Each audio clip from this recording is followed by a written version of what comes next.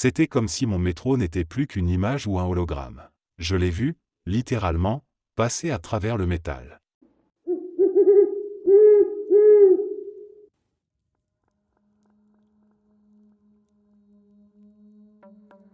Il m'arrive quelque chose d'étrange depuis environ 10 à 15 ans, et je n'ai toujours pas trouvé d'explication logique. Je me demande donc si d'autres ont déjà vécu ou entendu parler de ce genre de phénomène, le fait d'être introuvable, comme si on disparaissait. La première fois que ça m'est arrivé, c'était il y a plusieurs années, alors que je pêchais dans mon ruisseau préféré. Ma fiancée de l'époque, appelons-la Chloé, était avec moi. Elle s'était récemment cassé la jambe, portait d'un plâtre et se déplaçait avec des béquilles. Elle n'en pouvait plus de rester enfermée toute la journée et voulait prendre l'air, alors nous sommes allés dans un endroit que je connais comme ma poche. Elle a décidé de s'asseoir sur un gros rocher pour lire pendant que moi, je suis descendu le long du ruisseau par un petit sentier, qui longe l'eau et mène à un petit parking du sentier des Appalaches, à environ 300 mètres de là. Après environ 1 heure, je décide de revenir vers Chloé pour voir si tout allait bien, mais elle n'était plus là. Je vérifie la voiture, j'appelle son prénom, rien. Pensant qu'elle était peut-être allée dans les buissons ou qu'elle s'était dégourdi les jambes, je repars en sens inverse, descendant jusqu'au parking du sentier, et là, je la trouve, en larmes, complètement paniquée. Elle m'explique qu'elle a reçu un appel de son travail, lui demandant de venir plus tôt, et qu'elle était partie me chercher pour qu'on rentre. Elle dit m'avoir appelé plusieurs fois, je n'ai rien entendu, puis avoir décidé de me chercher. Mais voilà le plus étrange, je pêchais sur la rive, debout sur le sentier. Je n'étais jamais entré dans l'eau ni traversé le ruisseau. Il n'y a aucun moyen qu'elle ait pu passer par là sans me croiser directement, surtout avec des béquilles. Et pourtant, selon elle, j'avais disparu. Ce genre de situation m'est arrivé plusieurs fois. Des gens semblent vraiment surpris de me voir, affirmant qu'ils étaient entrés dans la pièce quelques secondes avant et que je n'étais pas là. Le plus récent remonte à l'an dernier, j'étais assis dans mon bureau au travail, tourné de côté, pas face à mon bureau. Une collègue, qui utilise parfois mon ordinateur pour imprimer, est entrée, et s'est littéralement assise sur moi. Elle a poussé un cri strident et m'a juré que la chaise était vide. Elle tremblait, le visage livide. C'est une personne de confiance, pas du genre à inventer ce genre de choses. La chaise était noire, et moi je portais une chemise bleu clair et un jean, je ne pouvais pas me fondre dans le décor. J'ai essayé de mettre ça sur le compte de blague ou de coïncidence, mais 15 ans, ça fait long pour un canular impliquant plusieurs personnes qui ne se connaissent même pas et dans des lieux différents. J'ai lu des articles sur les time slip, glissement temporel, la projection astrale ou les sauts dimensionnels, mais aucune de ces explications ne semble convenir. Je n'ai jamais perdu conscience, jamais ressenti de trou dans le temps ou quoi que ce soit d'anormal de mon point de vue. En fait, ces disparitions m'effraient autant que les gens qui m'en parlent. Si quelqu'un a une idée de ce qui pourrait se passer, je suis preneur. Pour préciser, je suis en parfaite santé physique et mentale, je n'ai jamais vu de fantôme, d'ovni ou de Bigfoot, je n'ai aucun don paranormal ou talent psychique, je ne bois pas, je ne me drogue pas et je ne prends aucun médicament.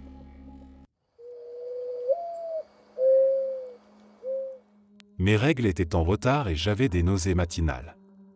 Je me suis dit que je pourrais être enceinte. J'étais prête à devenir maman, alors l'idée d'avoir peut-être un petit être qui grandissait en moi me rendait en fait plutôt heureuse. Je suis allée à la pharmacie du coin et j'ai acheté 3 tests de grossesse. Oui, 3, parce qu'on n'est jamais à l'abri d'un faux négatif. De retour à la maison, j'ai fait un premier test. J'ai réglé un minuteur sur mon téléphone, selon le temps indiqué sur la boîte. Quand l'alarme a sonné, je suis retourné dans la salle de bain pour vérifier le résultat. Mais, le test avait disparu. La seule autre personne présente dans la maison était mon mari.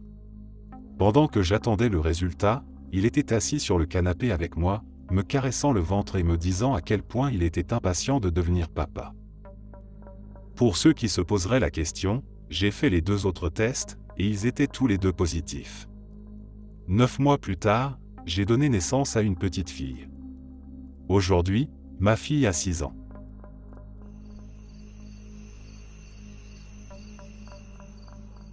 On se préparait pour un mariage. Ma cousine a enlevé une bague qu'elle portait et l'a posée sur le rebord du lavabo de la salle de bain.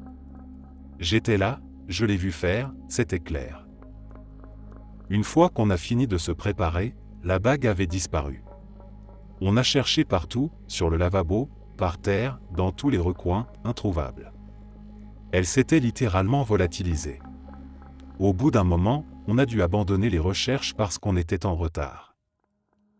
Une fois arrivé à la salle de réception, on a changé de table pour s'asseoir ailleurs. Personne n'avait encore occupé cette table.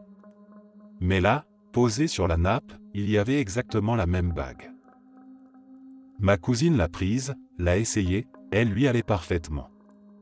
C'était bien sa bague, sans aucun doute. Et encore aujourd'hui, on n'a jamais réussi à expliquer ce qui s'est passé.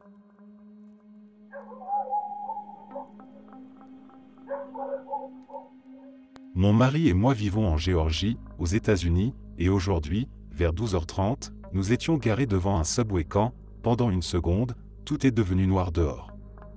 C'était comme si l'électricité s'était coupée un instant puis était revenue, sauf que ça a concerné tout l'extérieur, en plein milieu de la journée.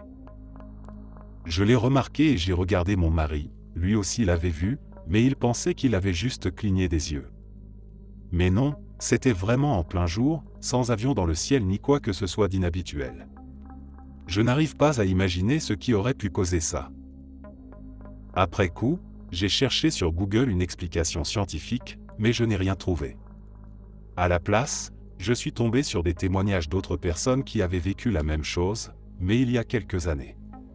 Je n'ai rien vu de récent, donc je me demande si quelqu'un d'autre a vécu ça aujourd'hui ou dernièrement. Ça ne nous est jamais arrivé avant, et personne autour de nous n'a semblé remarquer quoi que ce soit. J'ai même appelé ma mère et ma cousine pour leur demander si elles avaient vu quelque chose, mais non. Je suis un peu perdu et je ne sais pas quoi penser ni comment expliquer ce qui s'est passé. Est-ce que ça pourrait être un météore ou une éclipse qui aurait brièvement caché le soleil? Merci d'avance. Mise à jour, merci à tous pour vos réponses. C'était vraiment bien de lire vos expériences et d'avoir d'autres points de vue. On n'a toujours aucune explication claire, et puisque personne d'autre dans notre coin ne l'a vécu, on va juste accepter que ça s'est produit, sans savoir pourquoi ni comment. Ça me rassure de savoir qu'on n'est pas les seuls à avoir vu ça. Je l'ai dit en commentaire, mais pour plaisanter, je vais me dire qu'on a basculé dans une nouvelle ligne temporelle, une où notre vie sera meilleure. Comme une sorte de récompense cosmique. Si jamais ça nous arrive de nouveau, ou si nos enfants vivent la même chose plus tard, je donnerai des nouvelles. Mais pour l'instant, on va juste laisser les choses comme elles sont.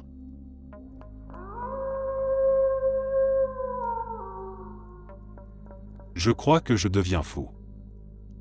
Il y a environ une semaine, alors que j'étais dans le bus, j'ai vu un homme s'éloigner, de dos, par la fenêtre sur ma gauche. Je l'ai remarqué parce qu'il portait une veste rouge vif, et ça a tout de suite attiré mon attention. Il était de taille moyenne, avec des cheveux bruns et une calvitie sur le dessus de la tête. 2 arrêts plus tard, je regarde de nouveau par la fenêtre, et je vois le même type, avec la même veste rouge, en train de s'éloigner. Pendant un instant, j'ai eu l'impression de rêver, mais non, c'était bien réel. Hier, en marchant, j'ai croisé une femme qui sortait d'un bâtiment. Elle portait un total look en jean, pantalon et chemise en jean, et des bottes. Elle avait les cheveux courts et blonds. Un peu plus tard, je tombe sur une autre femme, qui portait exactement la même tenue. Mais cette fois, elle était brune, avec aussi les cheveux courts. Sérieusement, un total look en jean et des bottes, ce n'est pas courant là où j'habite, surtout maintenant qu'il commence à faire chaud. Je crois que je perds la tête.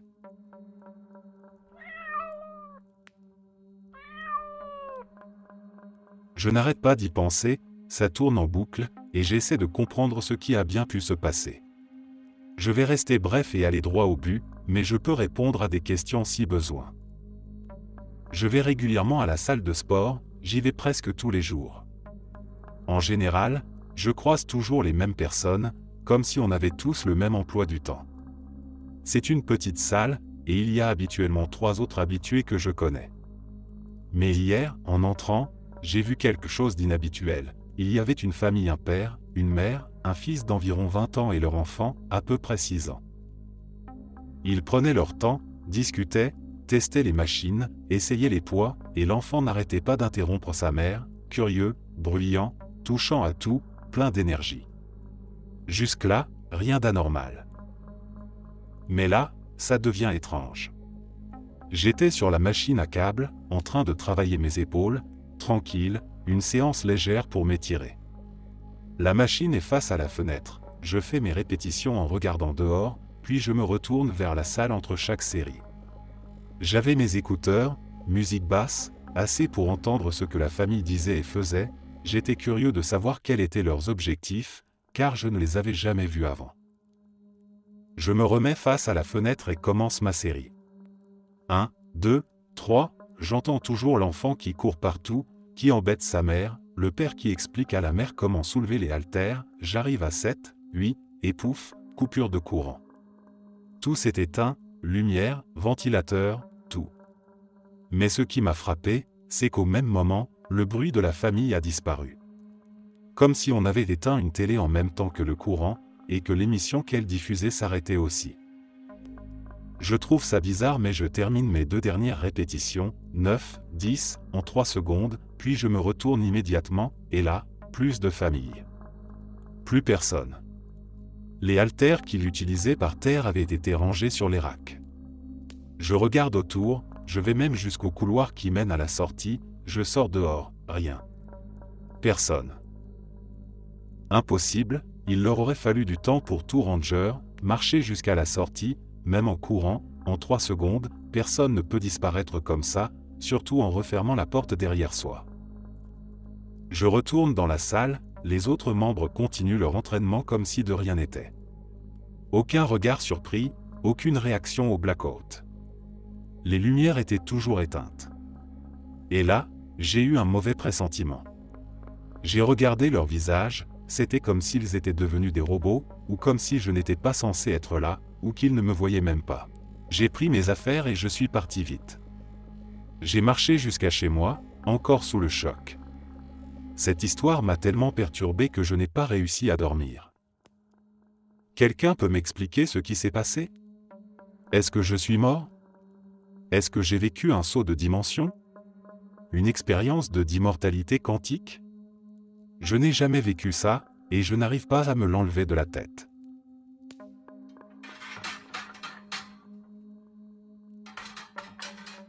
J'étais assis sur mon lit, prêt à dormir.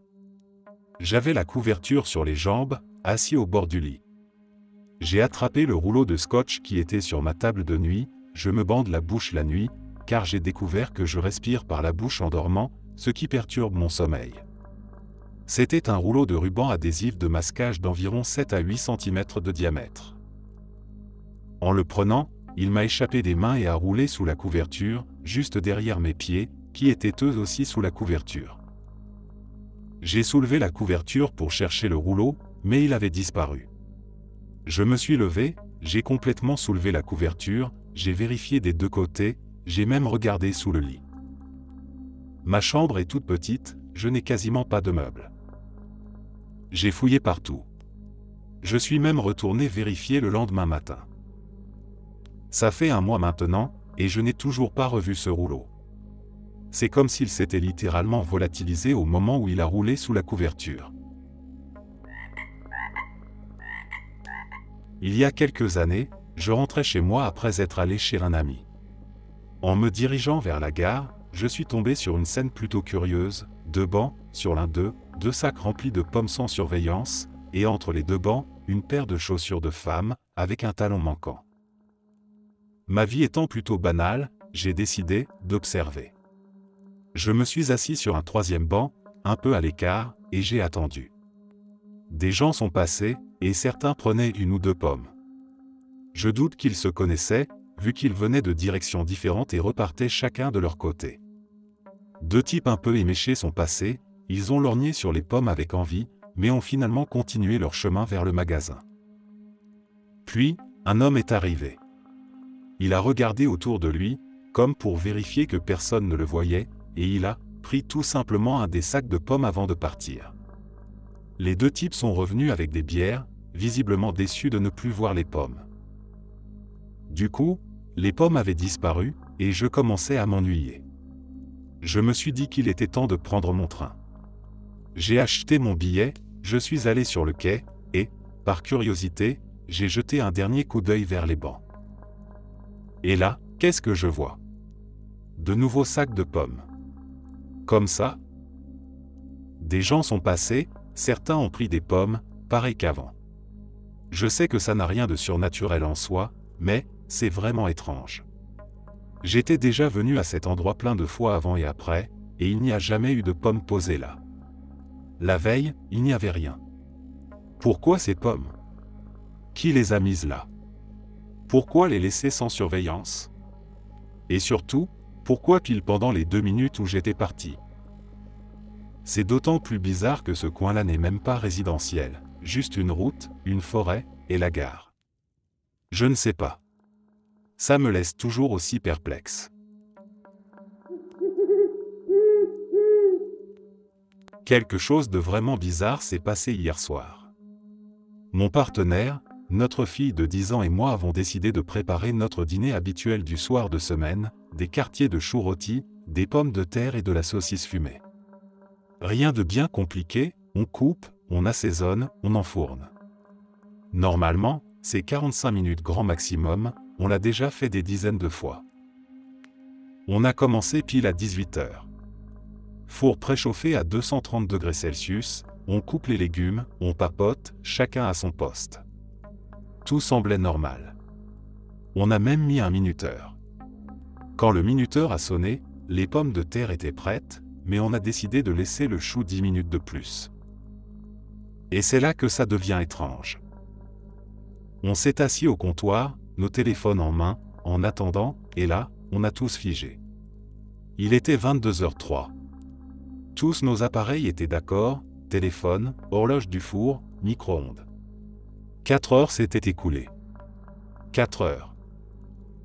Non, on n'a pas perdu la notion du temps. On n'a pas fait de sieste, regardé une série, ni quitté la maison. On était là, en train de discuter, de mélanger la saucisse, de retourner le chou. Ça nous semblait avoir duré 45 minutes, grand maximum. Notre fille n'arrêtait pas de demander « Pourquoi il fait nuit dehors ?» On n'y a pas trop prêté attention, jusqu'à ce qu'on regarde l'heure. Le plus fou? Le four fonctionnait parfaitement. Tout était cuit à la perfection.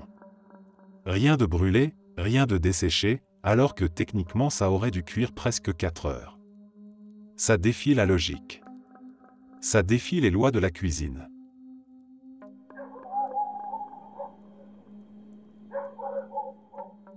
Ça s'est passé le 28 avril 2024, vers 3 heures du matin. Je venais de sortir de la salle de bain et je retournais dans ma chambre quand j'ai vu mon frère dans le couloir, à environ 1 mètre de moi. Il était légèrement accroupi, les mains levées comme s'il s'apprêtait à me faire peur, ce qui ne serait pas surprenant de sa part, vu qu'il adore me faire des blagues.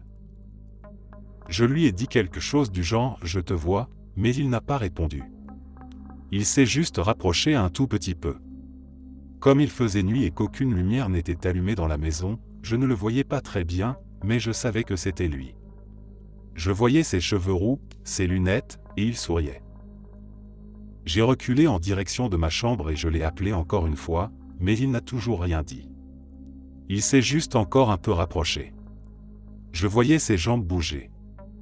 Alors j'ai vite ouvert la porte de ma chambre et j'ai allumé la lumière sans le quitter des yeux, et il avait complètement disparu. Je suis allé dans le salon et j'ai trouvé mon frère profondément endormi sur le canapé. S'il s'était réellement trouvé devant moi, j'aurais forcément entendu le plancher grincer s'il était reparti en courant. Notre sol est très bruyant. Le lendemain, je lui ai demandé s'il savait de quoi je parlais. Il a juré qu'il n'en avait aucune idée, et jusqu'à aujourd'hui il ne me croit pas complètement. Il insiste sur le fait que ce n'était pas lui cette nuit-là.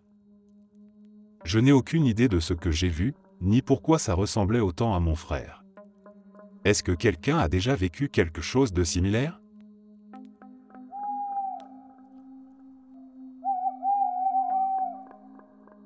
Je n'avais jamais pensé que cette expérience pouvait être une sorte de bug de la réalité, mais je n'ai aucune explication logique.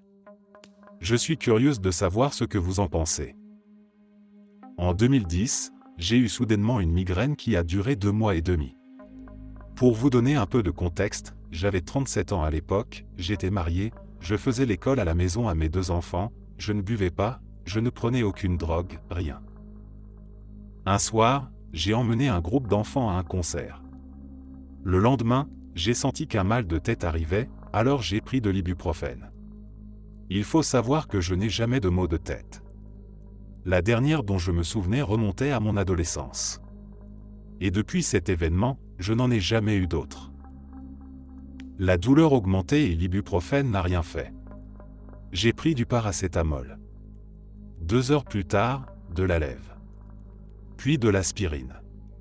J'ai pensé que c'était peut-être dû au grand ménage de printemps que j'avais fait, beaucoup de poussière, ou peut-être même au concert, même si j'étais une habituée des concerts.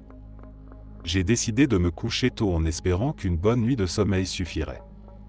Ce n'était pas le cas. Le lendemain matin, la douleur avait empiré. Je peux seulement la décrire comme quelqu'un qui m'écrasait le cerveau, l'essorait comme une éponge. Et c'était constant. Ça ne s'arrêtait jamais.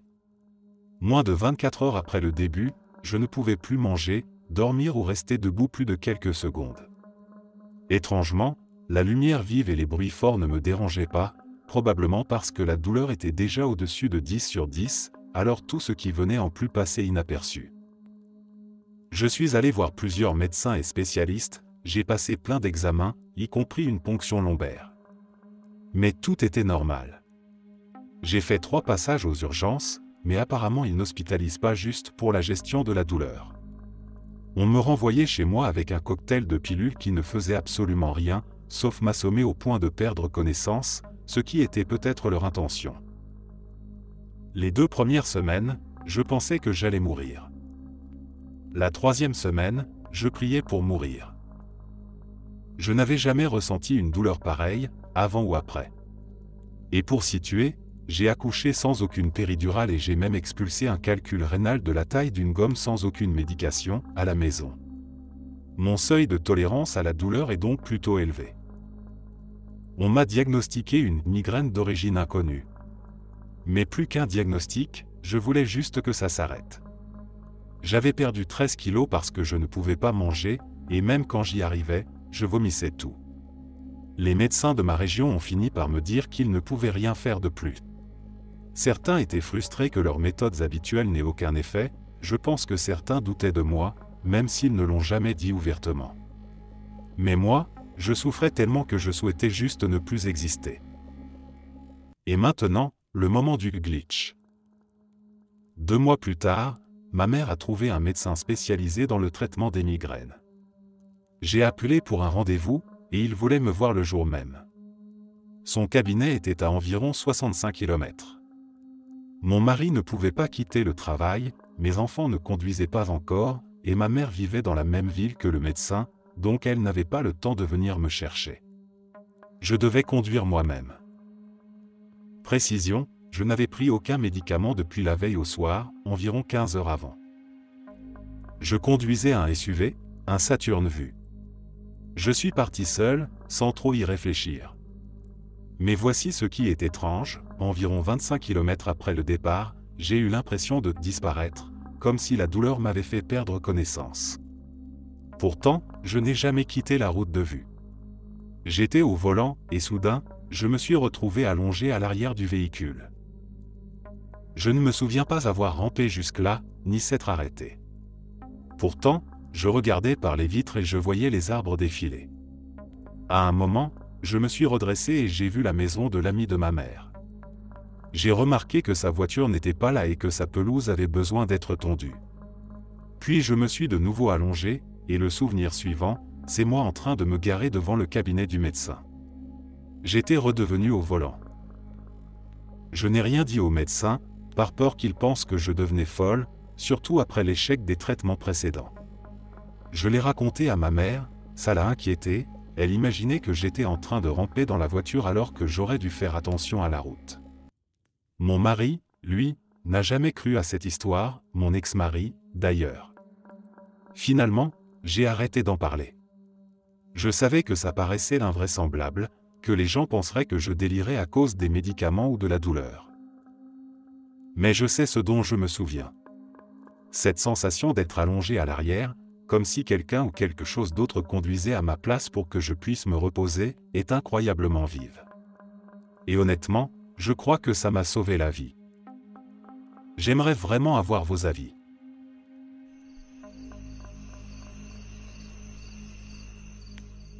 Aujourd'hui, je suis allé chercher une boîte de haricots dans la cuisine pour le déjeuner.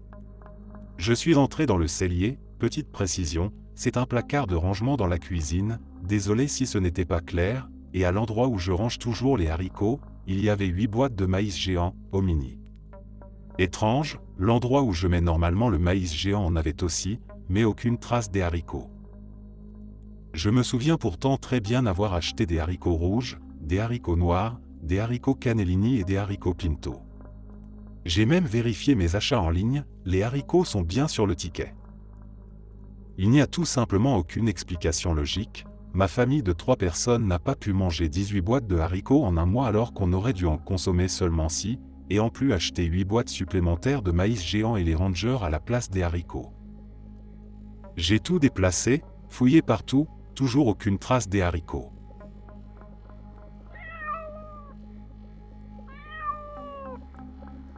Je me suis réveillé ce matin à 4h45 et je suis resté allongé dans mon lit, parce que mon réveil était prévu 10 minutes plus tard et je voulais juste profiter de quelques minutes de tranquillité avant d'aller prendre ma douche. Je sais que j'étais bien réveillé, je caressais la tête de mon chien tout le temps pendant que cet étrange événement s'est produit. Alors que j'étais là, allongé, j'ai cligné des yeux, et soudain, j'ai vu une sorte d'interface numérique apparaître devant mon œil gauche. Il y avait une petite horloge digitale affichant l'heure et la température, ainsi qu'une barre d'informations défilant pour annoncer la météo de la journée. J'ai fermé mon œil gauche, plus rien. J'ai fermé le droit, c'était revenu dans l'œil gauche. J'ai regardé l'heure affichée changer d'une minute, puis j'ai frotté mes 2 yeux et je me suis levé. Quand je les ai rouverts, plus rien. Et pour préciser, on a un vieux réveil mural analogique dans notre chambre, et ma femme et moi laissons nos téléphones chargés dans la cuisine. Il n'y avait donc aucun reflet possible, et la télé était éteinte.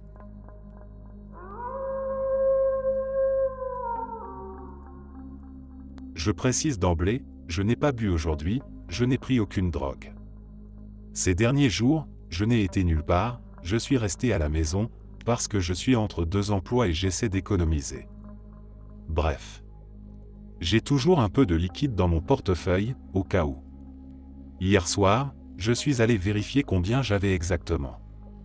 Je m'en souviens très bien, 4 billets de 20, un billet de 10, 2 billets de 5 et 4 billets de 1.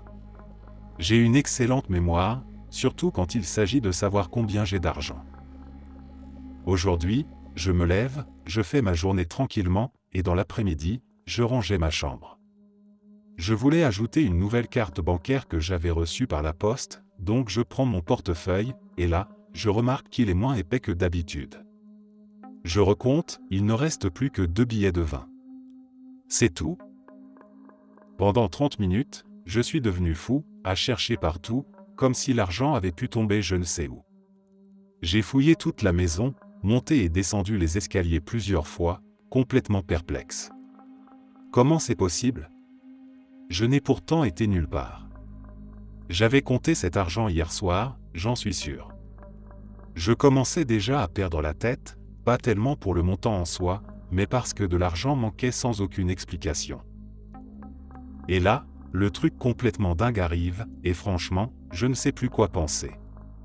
Après tout ce temps passé à tourner en rond, je remonte à l'étage pour vérifier encore une fois mon portefeuille, histoire d'être sûr que je ne suis pas en train de délirer. J'ouvre mon portefeuille, et cette fois, il y a un billet de 20, un billet de 10, un billet de 5 et un billet de 1. Je vous jure, je ne suis pas fou. Je sais ce que j'ai vu, je sais ce que j'ai compté hier soir, et pourtant l'argent a littéralement changé de montant sous mes yeux, sans que personne n'entre ni ne sorte.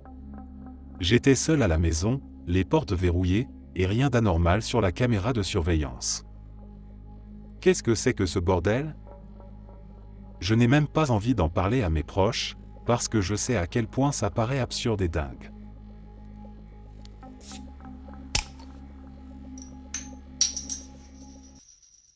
Pour vous donner un peu de contexte, j'ai 55 ans, et je suis un sceptique convaincu quand il s'agit de phénomènes paranormaux. Est-ce que l'au-delà ou ce genre de choses pourrait exister? Bien sûr, c'est possible. Mais probable?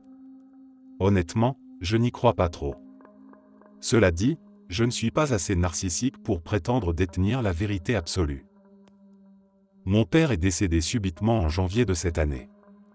Quelques jours plus tard, ma sœur et moi étions chez ma mère, et on est sortis dehors pour récupérer des affaires dans sa voiture.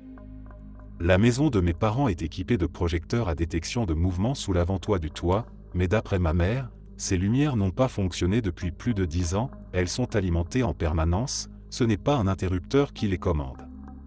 Pendant que ma sœur et moi étions dans l'allée, les lumières ont commencé à clignoter, à s'allumer et à s'éteindre une bonne dizaine de fois, puis plus rien. 2 semaines plus tard, un matin, je me lève et je vais dans mon bureau, je travaille à domicile. Mon bureau est toujours impeccable, bien rangé, je ne supporte pas le désordre, et l'ordre m'aide à rester productif. Mais ce matin-là, on aurait dit qu'une tornade était passée. Mes papiers étaient éparpillés partout, la tasse où je range mes stylos était renversée, tout était sans dessus-dessous. Je n'ai pas d'animaux, la porte du bureau était fermée, et j'étais seul dans la maison cette nuit-là. Pas de fenêtre ouverte, pas de courant d'air qui aurait pu semer ce bazar. Mais le truc le plus étrange, et franchement le plus troublant, c'est quand j'ai fait le tour du bureau, j'ai trouvé un écouteur par terre. Sauf que, je n'avais pas utilisé ces écouteurs depuis des années. Leur boîtier était fermé, rangé tout au fond d'un tiroir du bureau, là où je l'avais laissé, avec l'autre écouteur toujours bien à l'intérieur. Comment diable cet écouteur a-t-il pu sortir du boîtier et se retrouver sur le sol? Ce sont d'anciens écouteurs, je ne les ai même pas touchés depuis des années. Ah, et j'ai un système d'alarme dans la maison, qui était activé cette nuit-là. Donc aucune chance que quelqu'un soit entré. Je suis encore complètement secoué.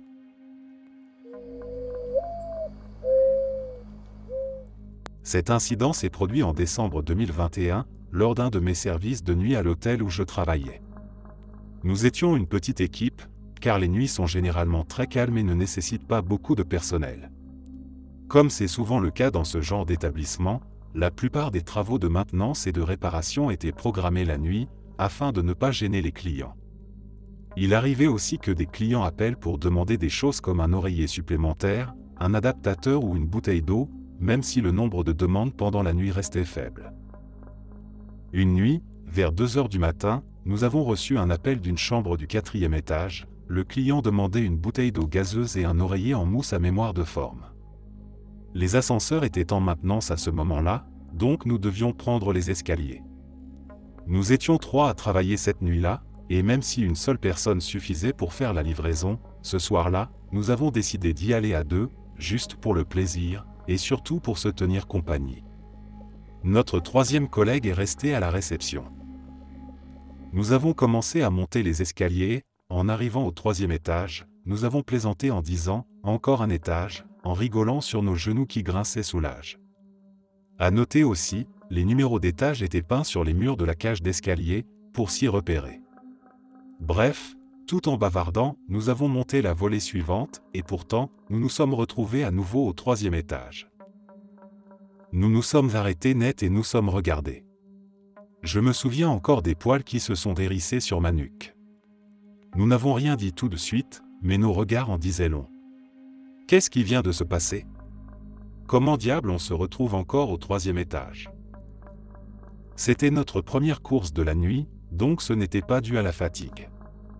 Et le fait que mon collègue et moi ayons vécu ce « bug » ensemble rend la chose encore plus difficile à expliquer.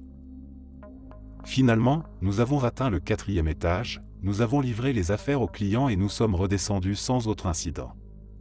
À ce que je me souviens, nous n'avons même pas raconté l'histoire à notre 3e collègue en redescendant. On a un peu laissé tomber, comme si de rien n'était. En toutes mes années de travail dans cet hôtel, rien de ce genre n'était jamais arrivé, et rien de semblable ne s'est produit depuis.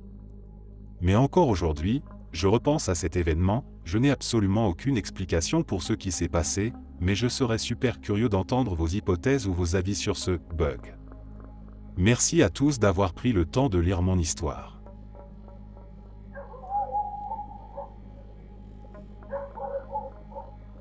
J'ai grandi dans un quartier populaire de Londres, au début des années 90. C'était dur, mais on s'amusait bien. Avec mes amis, on adorait faire des bêtises, et l'une de nos activités préférées, c'était d'aller au golfi, en gros, escalader un mur qui séparait notre quartier d'un terrain de golf, et ramasser les balles perdues. Je ne sais pas trop pourquoi on faisait ça, mais bon, on était gamins, et ces balles jaunes fluo nous paraissaient trop cool. Bref, pendant des vacances d'été, je suis sorti retrouver mon meilleur ami. Ce jour-là, bizarrement, personne d'autre n'était dehors, ce qui était étrange parce qu'en général, le quartier était toujours plein de nos copains. Ça peut sembler anodin, mais c'était vraiment inhabituel. Et pourtant, il faisait super beau, une journée parfaite. On a marché un peu en discutant, mais au bout d'un moment on s'est ennuyé, et mon pote a proposé d'aller au golfi pour voir si on trouvait des balles. Alors on y est allé. En chemin, on n'a croisé absolument personne. C'était bizarre, on entendait les bruits normaux du quartier, mais on ne voyait personne. On en a même parlé entre nous, en plaisantant que peut-être tous les autres avaient eu la même idée et nous attendaient déjà là-bas. Pas impossible, vu qu'on n'avait pas de portable et qu'on se retrouvait souvent au hasard dans certains coins, qu'on avait déjà vérifié sans trouver personne. On arrive enfin au mur habituel. Mon pote grimpe en premier et s'assoit dessus pour m'aider à monter. Une fois tous les deux en haut, on se regarde, complètement confus. Ce qu'on voit de l'autre côté, ce n'est pas le terrain qu'on connaissait. Là où il y avait d'habitude un petit bois donnant sur le golf, il y avait maintenant une immense zone pavée, remplie de rangées de serres délabrées et de sortes de carrés de terre, comme des anciennes parcelles de culture. Les serres semblaient abandonnées depuis longtemps, beaucoup n'avaient plus de vitres, juste du plastique déchiré qui claquait doucement dans le vent. Les carrés de terre étaient envahis de mauvaises herbes, tout comme les dalles au sol. On est resté assis un moment à regarder, sans comprendre ce qu'on voyait. On avait été là des centaines de fois, et pourtant, c'était complètement différent. Mais très vite, la curiosité a pris le dessus. On a sauté de l'autre côté et on a commencé à explorer. Ça peut sembler banal, mais l'ambiance était vraiment étrange. Je n'arrive toujours pas à l'expliquer, mais on restait tout proche l'un de l'autre, même si on riait et qu'on faisait les malins en avançant. Les serres étaient pleines de vieux équipements rouillés, de plantes sauvages, d'un bazar envahi par la nature. Au bout d'une vingtaine de minutes, on s'est arrêté et on a regardé autour de nous. On ne voyait plus ni le quartier ni le golf. On n'avait pourtant pas changé de direction, mais on s'était retrouvé au milieu de cet immense endroit, sans repère. Et c'est là que ça a vraiment dégénéré. Mon pote me regarde, hyper sérieux, et me dit « Tu entends ça ?» Je me suis figé. « Quoi ?» je lui ai répondu. Il a mis son doigt sur ses lèvres, et j'ai écouté. Puis je l'ai entendu moi aussi. Un bourdonnement grave, un peu comme le bruit qu'on entend près d'une ligne électrique haute tension. Quelque chose entre un grondement et un vrombissement. Et ce son devenait de plus en plus fort, mais sans venir d'une direction précise, ça venait de partout.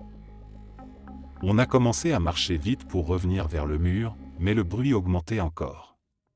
Puis on a paniqué et on s'est mis à courir. En courant, on a commencé à entendre un autre bruit derrière nous, quelque chose de mécanique. Ce n'était ni un humain, ni un animal. On ne voyait rien, les serres, les plastiques, la disposition du lieu, on ne voyait pas à plus de 10 à 15 mètres devant nous. Mais il y avait quelque chose, là, juste derrière nous. On a couru à fond, je dirais pendant 3 ou 4 minutes, poussé par l'adrénaline. J'ai fini par apercevoir le mur et j'ai utilisé la dernière force qu'il me restait pour grimper. Une fois de l'autre côté, on s'est effondré, et on a vomi tous les deux, sûrement parce qu'on venait de courir aussi vite, aussi longtemps. En revenant dans le quartier, tout était redevenu normal. Des gens, des voitures, l'agitation habituelle. Comme si de rien n'était. Le pire ? Quand on a raconté ça à nos potes, évidemment, ils ont tous voulu voir ce qu'on avait trouvé et ce qui nous avait poursuivis. Normal, ça paraissait complètement fou. Le lendemain, on y est retourné, une dizaine, peut-être 12. Mais l'endroit avait disparu. On a fouillé partout, passé et repassé ce mur pendant 1 heure. Rien. Absolument rien. Impossible qu'on se soit trompé de lieu. C'était impossible de rater un endroit aussi grand. Même si on s'était trompé de 100 ou 200 mètres, on l'aurait forcément vu. Mais non. Juste le terrain habituel. Mon pote et moi en avons reparlé de temps en temps, genre, tu te souviens de ce jour-là, mais jamais plus en détail. Puis la vie a continué, chacun a pris son chemin. Peut-être qu'il lira ceci et reconnaîtra l'histoire. En tout cas, jusqu'à aujourd'hui, on n'était que 2 à savoir ce qui s'était passé. Cet endroit était vraiment chelou.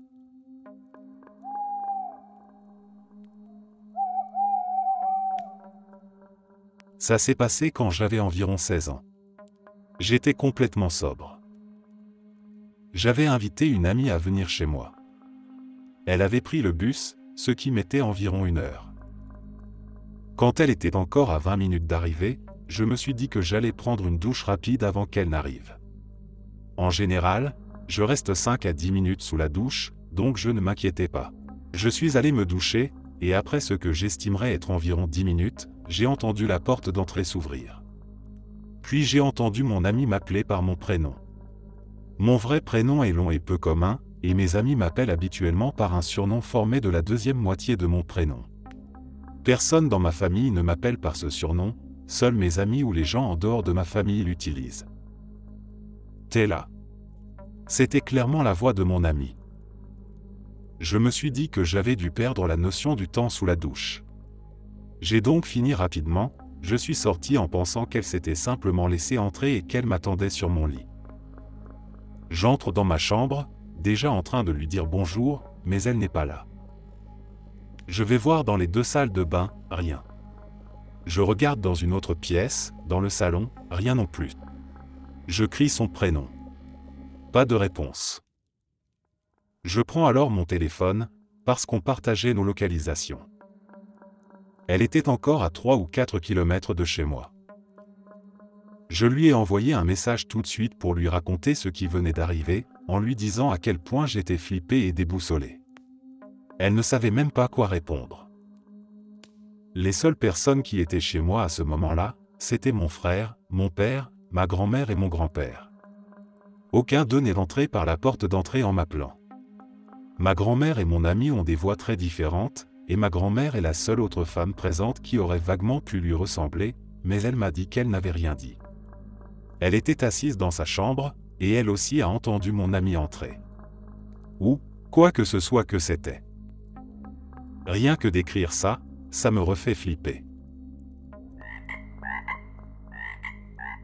Il y a environ 1 heure, je roulais sur la 587, entre Greenville et Raleigh, en Caroline du Nord. J'étais sur la voie de droite, et j'ai aperçu un type qui marchait sur le bas-côté, en direction de ma voiture. La vitesse maximale est de 70 km/h là-bas, et à ce moment-là, je roulais à environ 65 km/h. En passant à sa hauteur, j'ai jeté un coup d'œil rapide, sans vraiment m'arrêter dessus. C'était un homme noir, plutôt corpulent, qui portait un chapeau vraiment étrange, un genre de bonnet, mais très poilu et assez haut. Il avait un t-shirt gris et un pantalon sale et déchiré. Il balançait les bras d'une manière très particulière, un peu bizarre, au point que je me suis demandé s'il n'était pas sous l'emprise de quelque chose. Je l'ai dépassé et j'ai continué ma route à environ 70 km/h pendant encore 10 bonnes minutes, toujours sur la voie de droite, et là, je l'ai vu. Le même homme. Exactement le même. Même chapeau bizarre. Même mouvement étrange des bras. Toujours en train de marcher vers ma voiture, dans la même direction. La circulation était vraiment légère, j'ai eu tout le temps de le voir arriver, et je n'en revenais pas. J'ai pu bien l'observer, et c'était exactement lui, à l'identique.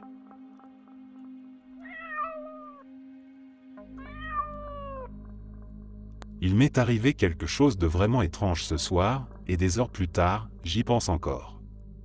J'ai eu besoin d'un endroit pour l'écrire, alors j'espère que ce forum est approprié. D'habitude, je ne suis pas trop porté sur ce genre de choses, je suis quelqu'un de très sceptique, mais c'était vraiment bizarre. Je suis maman, et ce soir je me promenais dans le quartier avec ma fille de 2 ans, comme on le fait presque tous les soirs. On marchait sur le trottoir, et la première chose qu'on fait toujours, c'est de chercher la lune. On lève les yeux, et tout à gauche dans le ciel, on la voit. Ma fille la montre du doigt, et on commente en disant que c'est une bébé lune, parce que c'était juste un petit croissant. On continue à marcher, on arrive au bout de la rue, peut-être 30 mètres plus loin, toujours face à la même direction, quand ma fille regarde bien à droite et dit « une autre lune ». Elle vient d'apprendre le mot « autre ». Je lui dis « oh non ma chérie, il n'y a qu'une seule lune », mais je lève les yeux, et la lune était bien là. Complètement de l'autre côté du ciel par rapport à l'endroit où on venait de la voir. Je regarde en arrière, là où on l'avait vue en premier, plus de lune. Je me suis dit, mais attends, est-ce que je suis juste épuisé ou quoi? Mais ma fille, elle aussi, a regardé à l'endroit initial et avait l'air confuse. Puis elle a commencé à pointer l'endroit d'origine en disant au revoir lune, puis le nouvel endroit en disant bonjour lune. On est restés là toutes les deux, à regarder alternativement les deux endroits, complètement incrédules. Il y avait clairement la lune là, il y a à peine une seconde, et maintenant elle est là-bas. Je sais pas, c'était tellement étrange, ça m'a vraiment fait flipper. Je suis sûr qu'on ne s'est pas trompé de direction ou quelque chose comme ça.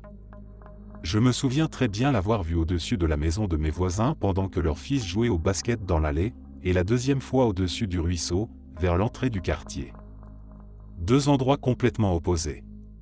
Il ne s'est écoulé que 2 ou 3 minutes maximum entre les deux.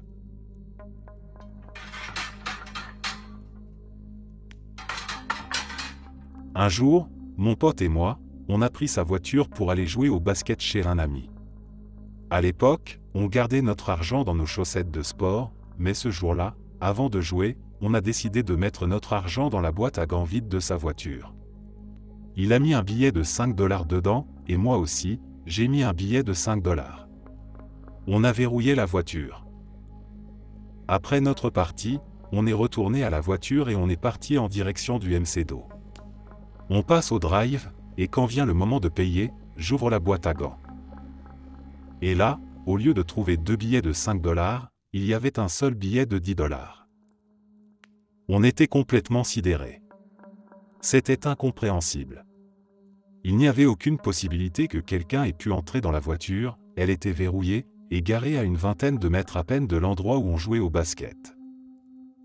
Encore aujourd'hui, je n'ai aucune idée de comment ça a pu arriver.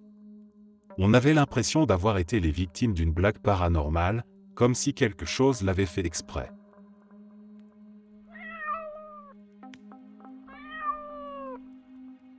Il y a quelques semaines, ma mère et moi étions à un événement organisé dans un parc près de chez nous.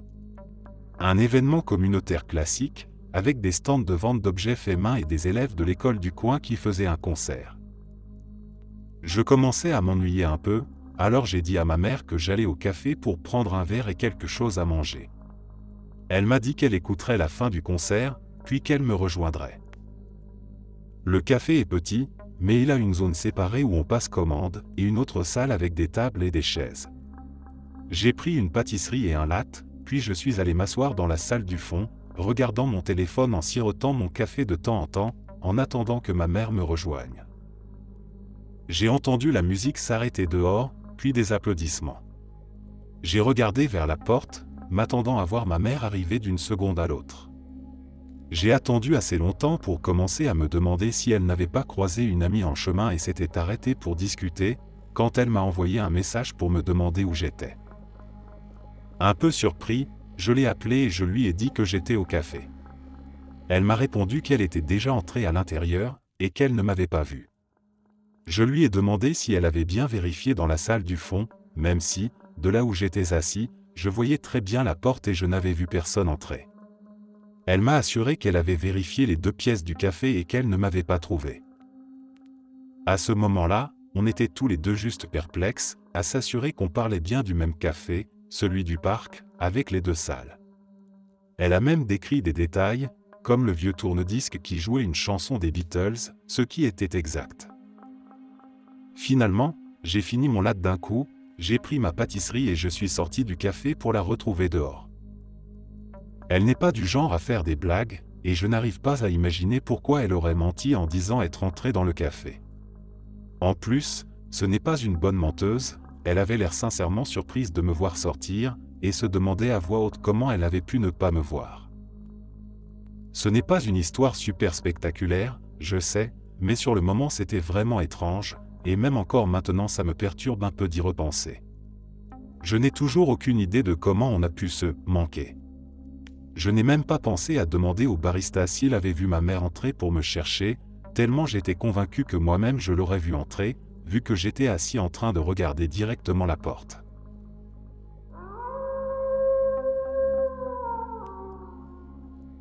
Mon père a acheté une Mustang des années 1970 en 2001, et déjà à l'époque, elle était en mauvais état.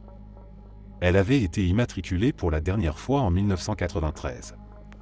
La voiture est restée garée au même endroit, sur ma propriété, pendant 24 ans.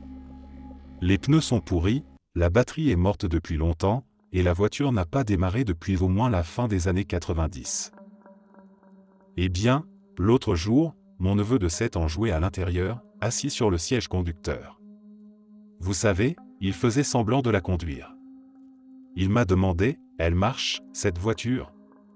Je lui ai répondu que non, qu'elle n'avait pas roulé depuis des années. J'ai mis la clé et j'ai essayé de démarrer. Et la fichue voiture a démarré. J'ai même accéléré un peu, et le moteur tournait, puis elle s'est arrêtée, au bout d'environ 1 minute. J'ai réessayé, encore et encore, mais rien.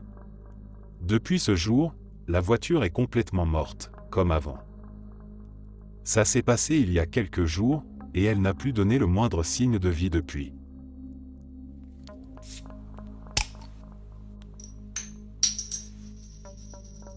C'est quelque chose qui m'est arrivé il y a environ 1 an. Ce n'est pas grand-chose, mais ça reste un mystère pour moi.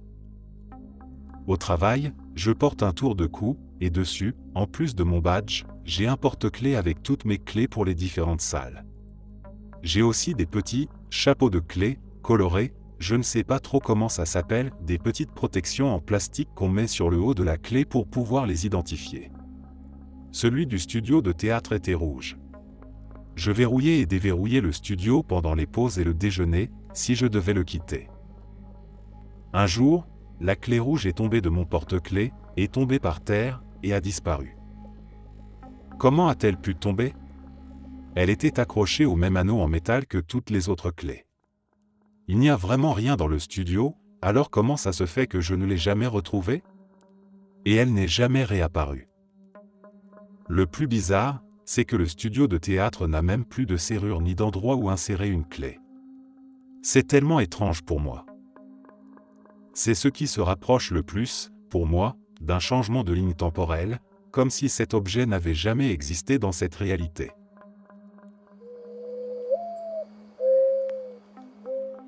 Aujourd'hui, je suis allé chercher ma fille à l'école pour l'emmener chez son père. Sur le trajet, je savais qu'il fallait que j'aille à la banque après l'avoir déposée. Elle m'a demandé si on pouvait prendre un café avant que je la dépose, et du coup, l'idée d'aller à la banque m'est complètement sortie de la tête. Après l'avoir déposée, je suis directement rentré chez moi. À peine 5 minutes après être rentré, je me suis dit, merde, il faut que j'aille à la banque retirer de l'argent pour payer le loyer. Je prends mes clés et mon sac, et je repars à la banque. Quand j'arrive au guichet avec mon bordereau de retrait, la guichetière me regarde avec un air vraiment confus. Je lui tends mon bordereau et ma pièce d'identité, et là, elle sursaute presque en arrière, l'air encore plus déconcerté. Elle me regarde, puis regarde ma carte, puis me regarde de nouveau. Je me suis dit qu'elle pensait peut-être que ma carte d'identité ne me ressemblait pas. Et là elle me dit, « Je suis désolé, mais vous n'étiez pas déjà venu tout à l'heure pour faire cette même opération ?» J'ai ri et j'ai répondu, « Ah non, certainement pas, je viens juste d'arriver. » Elle a quand même traité le retrait, mais pendant tout le temps j'avais l'impression qu'elle croyait que je me foutais d'elle, comme dans ces vidéos qu'on voit sur Internet avec des jumelles identiques, je n'ai pas de jumelles. Est-ce que je devrais demander à voir les images de surveillance? Vous pensez qu'ils accepteraient ou qu'ils me prendraient pour une folle, lol? Si j'étais allé à la banque au moment où j'avais prévu, sans oublier, j'y serais effectivement passé à l'heure qu'elle m'a indiquée. Et le plus étrange, c'est que plus tard dans la journée, pendant mon service au bar, une femme m'a demandé si je vivais bien dans ma ville, puis m'a dit « Je suis sûre de vous avoir vu jardiner plus tôt, je vous vois toujours dans votre jardin. » Sauf que je n'habite même pas dans son quartier. Qu'est-ce qui se passe, sérieusement?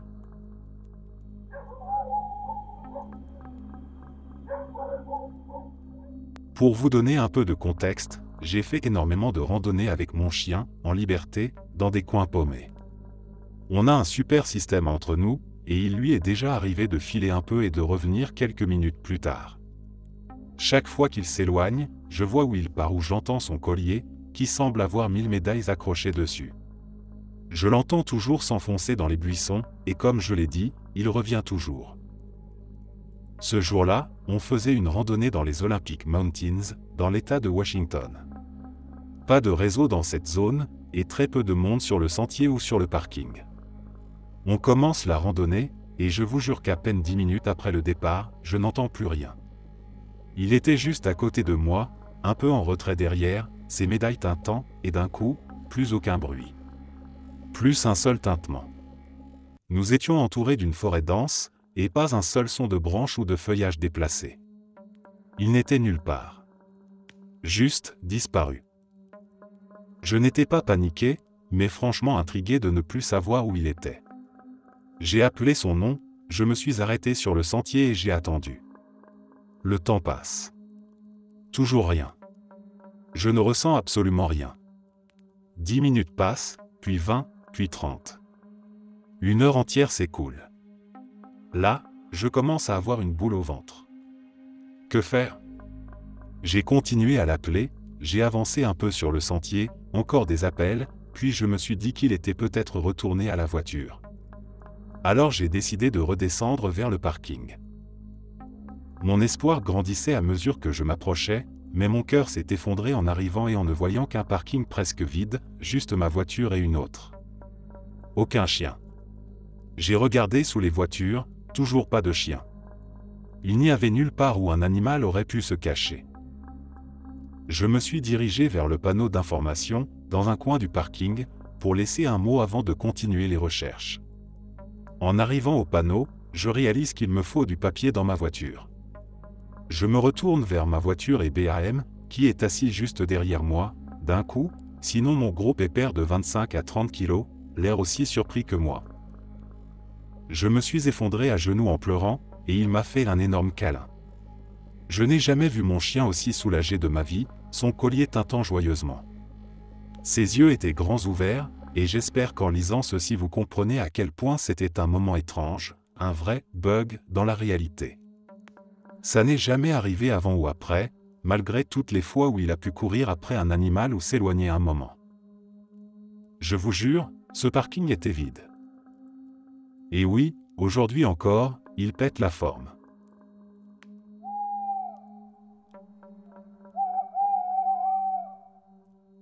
Je conduis le métro depuis bientôt 15 ans. 15 ans à arpenter les mêmes lignes souterraines, à reconnaître les moindres courbes, les moindres craquements des rails, à deviner les odeurs avant même d'arriver aux stations. C'est un boulot solitaire, mais je l'aime bien. On voit passer tout un monde, même là où les voyageurs ne posent jamais les yeux. Et puis, parfois, on voit autre chose. Ce n'est pas rare d'apercevoir des silhouettes dans les tunnels. Des sans-abri qui se sont frayés un chemin dans les galeries, des gamins qui viennent taguer les murs ou s'essayer à l'exploration urbaine, les plus téméraires. Ça fait partie du décor, même si on n'en parle pas trop. Par contre, ce qu'on ne s'habitue jamais à voir, c'est quand quelqu'un choisit de mettre fin à ses jours sur les rails. Ça m'est arrivé 2 fois. 2 fois où j'ai senti le souffle coupé, le choc sourd, les freins qui crissent dans le vide. 2 fois trop. Ce sont des souvenirs que j'essaie d'enterrer, mais ils remontent parfois, la nuit. Mais ce que j'ai vu il y a 2 mois, ça, je ne peux pas l'enterrer. Je ne peux même pas l'expliquer. C'était un matin ordinaire. Mon premier train de la journée, celui de 5 heures. L'heure où la ville dort encore à moitié, où seuls les plus matinaux ou les plus perdus prennent place sur les quais. Je roulais depuis une vingtaine de minutes, encore un peu dans les brumes de l'aube, quand je l'ai vue. Au milieu du tunnel, sur les rails. Une femme. J'ai tout de suite enclenché le frein d'urgence, mais je savais déjà que ça ne suffirait pas. Je l'ai vue lever les yeux vers moi, figée. J'ai pensé, ça y est, la troisième. Mon cœur battait si fort que je croyais qu'il allait sortir de ma poitrine. Et puis, quelque chose d'impossible s'est produit. C'est comme si le temps avait ralenti. Comme si la rame s'était engluée dans une sorte de miel invisible. La cabine vibrait, mais tout était silencieux. Et cette femme, je l'ai vue disparaître dans le métal. Non, pas disparaître. Traverser. Comme si mon métro n'était plus qu'une image, un hologramme, un mirage sans consistance. Je l'ai vue, littéralement, passer à travers le métal.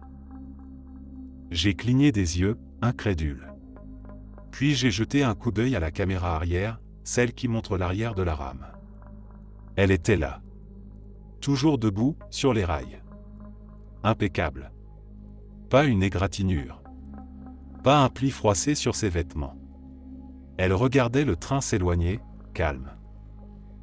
J'ai pris la radio, la voix tremblante, j'ai appelé le poste de contrôle. Quelque chose sur la voie, j'ai dit. Mais ils m'ont répondu qu'il n'y avait rien à signaler. Rien du tout. Quand je suis arrivé au terminus, j'ai attendu mes collègues. Je leur ai raconté. Ils ont rigolé, m'ont tapé dans le dos. T'as mal dormi, vieux. Ou alors t'es déjà en train de rêver debout. Certains ont plaisanté en disant que j'avais vu un fantôme. Mais moi, je sais ce que j'ai vu. Je n'ai jamais touché à l'alcool. Jamais pris de drogue. Ce matin-là, j'étais sobre, lucide. Et pourtant, j'ai vu une femme traverser un métro en marche comme si la matière n'avait plus d'importance. Depuis, chaque fois que je passe par ce tunnel, je regarde, je scrute. Mais elle n'est jamais réapparue. Et pourtant, j'ai cette étrange certitude, elle est encore là, quelque part, entre les murs, entre les rails, entre autres choses. Je ne sais pas ce que j'ai vu. Mais je sais que c'était réel. Merci d'être resté jusqu'à la fin. N'oubliez pas d'aimer la vidéo, de vous abonner et de partager vos propres histoires en commentaire. On se retrouve demain à la même heure devant ce feu.